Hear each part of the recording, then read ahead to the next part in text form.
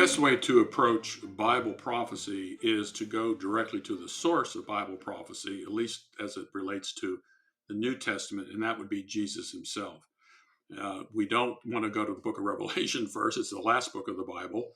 A great deal of symbolism in the book of Revelation, and we are dependent upon other parts of the Bible to understand the book of Revelation.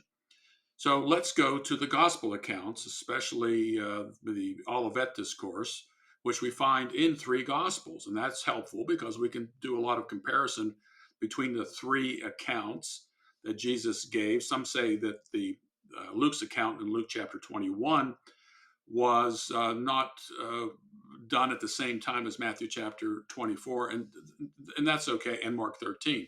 That's okay because there are actually two birth narratives, one in Matthew and one in Luke, and they differ, although they are talking about the same event. And what we can do is bring them together. And like we shuffle a deck of cards, we're going to shuffle those two accounts and we get a better idea, a more extensive view of the birth narratives by putting the two accounts together. The same can be done with Matthew 24, Mark 13, and Luke 21.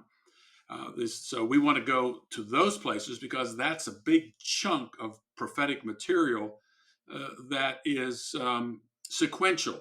It's not a verse here and a verse there. It's a large chunk of prophetic material, and that prophetic material is, can be dissected and compared to other places in Scripture where we find a similar amount of material.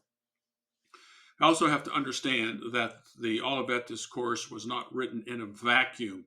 There's a context to it. This is especially true when you look at Matthew chapter 24, because Jesus actually shows up at the Mount of Olives in Matthew chapter 21. So Matthew 21, 22, 23, 24, 25 is really about the same period of time.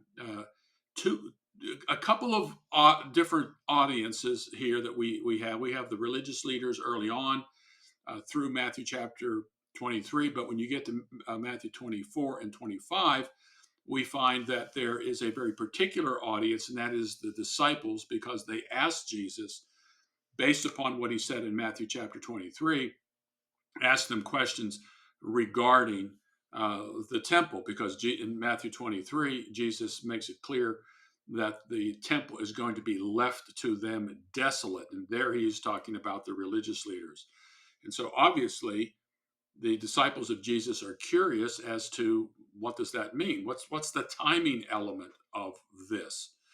And so this is very important that you understand there is a prior context. It's also helpful to understand that when the Gospels were written, there were no chapter divisions or verse numbering. And so it was just one long script of a scroll that laid out what we have today. And sometime later on, the chapters were divided and the verses were added for our convenience. So we can say, hey, go to Matthew chapter 24, verse 3. And we can turn in our Bibles to Matthew 24, verse 3. So let's do a short kind of background information on the prelude to Matthew 24. What was Jesus talking about in Matthew 24? And we'll talk about that in the next video.